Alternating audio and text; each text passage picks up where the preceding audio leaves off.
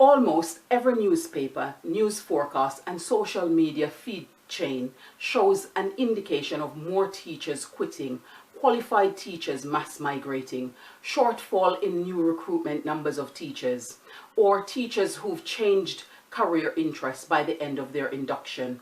Promises made by politicians, board of trustees, and principals to provide students with qualified teachers that are responsible for their learning is becoming more difficult for the best of schools.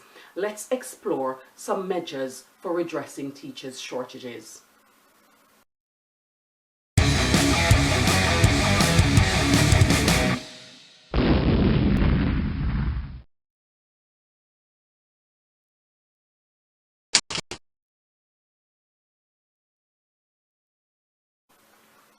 At the very top of the list is work-life balance. Teachers have long had too many duties and responsibilities to perform and not enough time to effectively complete their expected duties. To add on to the already ballooning workload, duties continue to increase and no further time given. Teachers at the base of the hierarchy have too much demand and too little time in which to fulfill the pressing priorities. There are too few hours of the day or week given for planning, preparation, and assessing. Equally, with emails used so freely by non-teaching staff and the reply all button, time needs to be allocated for that as its own independent category. Middle teachers or middle leaders have increasing duties and responsibilities with only a minor reduction in their contact time. This leaves more of their work to take home. Hence, the promotion is seen as not worth the reward when the demand is calculated. Increasing the planning, preparation, and assessment allocation percentage and filtering out work that could be done by administrators would significantly support teachers' planning, preparation, assessment, feedback, and administration.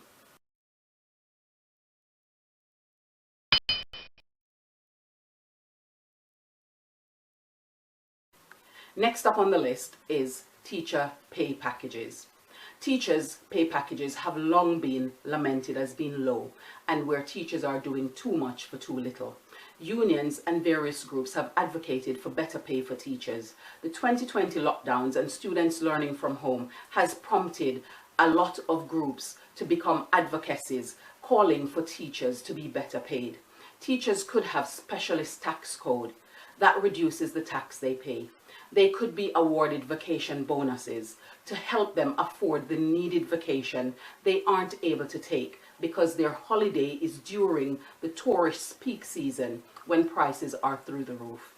More consistent increase in pay scale and extending the main pay scale to better award expert teachers and enhance their retention.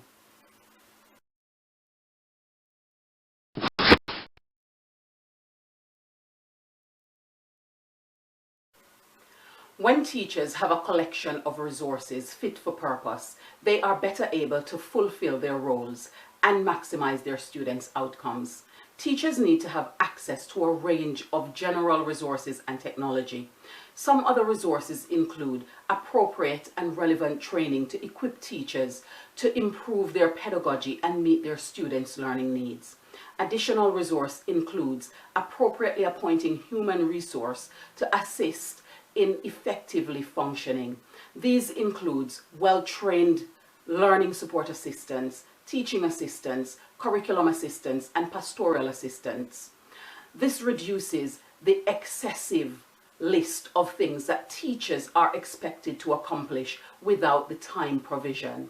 The next resource worth examining is class size to make them smaller in order to maximize teachers' interaction and provision in a timely and effective manner.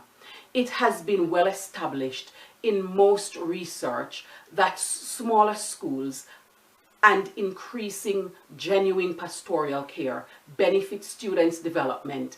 Therefore, a school supportive structure that fosters on these premises of learning and development are better able to utilize their resources and therefore have more impact in the results and enhancement of students' development.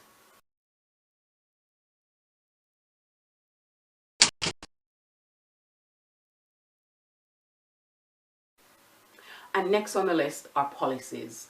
Fair, clear, and functional policies for literacy, numeracy, and social developments need to be developed for the basic school culture. Accountability on the part of all stakeholders is essential to see more meaningful change. Develop and implement policies that ensure students become the owners of regulating their behaviors or face the consequences. This includes teaching students how to address the deficiencies of their behavior and developing levels of accountability and providing support where that is necessary. Addressing what students are doing and why they are doing it is there to ensure that it can be repaired and improved so that everyone in the classroom can learn and achieve. Providing parental skills development to ensure they are able to prioritize their students' needs, address their children's behavior, and support their learning is also an essential policy for any school system to thrive and succeed.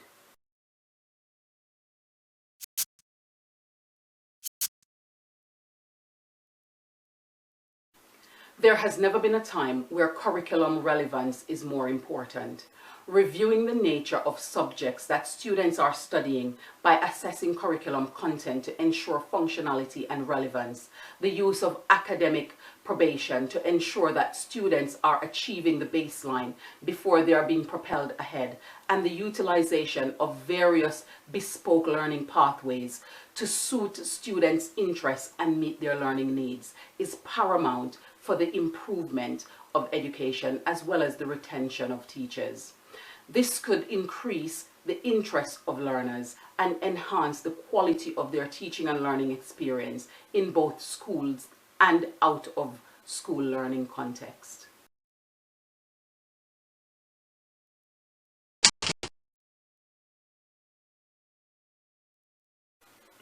The next area of improvement would be the safety and value of teachers.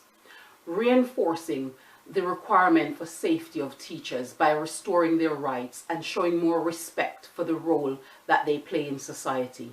This requires ensuring that teachers have a working environment free from verbal abuse and more physically safe, more robust behavior policies that hold students accountable, more attempts made to safeguard teachers' reputation and career when accused by students or assaulted by parents. Standardizing the process for placing teachers on capabilities to ensure that schools have provided adequate support and training before they are able to implement these policies. This is to ensure that schools are supporting teachers' development and not using things like disciplinary actions, occupational health referral, and disciplinary measures as a means to force teachers out of schools. There should be a more accountability on schools for induction programs for new staff and for early career teachers, not just on paper, but in the practicality of the word, so they feel less overwhelmed and find the profession more welcoming and forgiving.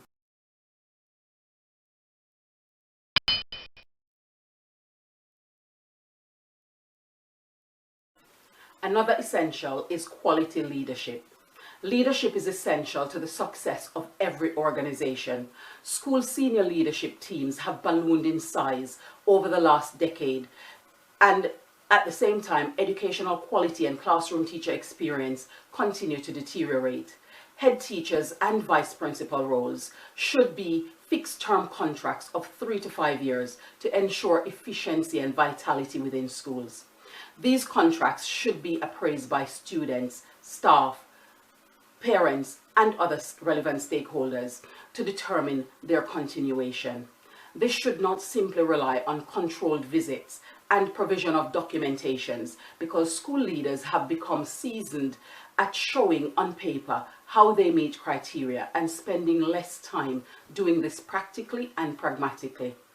There are much documentary evidence that seems glorifying that could not be further from the truth on the ground. Some schools pride themselves in showing how they are growing, developing, and improving against the criteria, and less time actually having real impact on students and their outcomes. This frustrates teachers who are committed to making changes and impacting the lives of students. Eventually, they become discouraged and walk away, going to places that they feel that they are better able to genuinely impact change.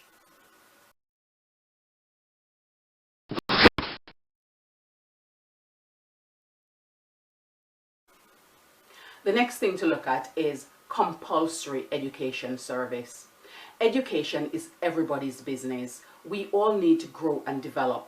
Parents should play their part in attending parents' educational training sessions to better understand how to support their children in different key stages of learning.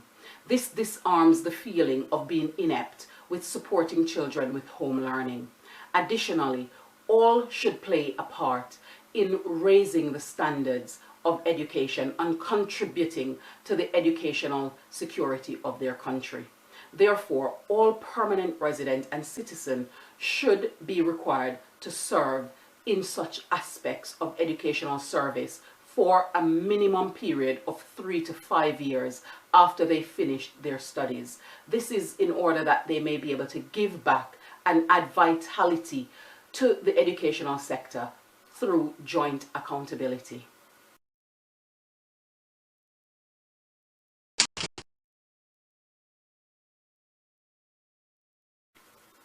The teacher shortage crisis is a multifaceted problem with many arms accountable for why this problem prolongs. To repair or remedy it requires a contribution of effort throughout the lifespan of the career and with stakeholders getting involved. Education, regardless of the form it takes, will always be necessary for any society to sustain growth and development and to keep abreast with the ever-evolving global developments. Recruiting teachers is important and retaining them is extremely essential to drive up recruitment numbers and to improve quality of experience and delivery. When teachers are more able to give positive testimonials about their day-to-day experience and careers, it will drive up the interest of young experts wanting to make teaching their lifelong career. What are some things you believe will aid in addressing the teacher shortage crisis?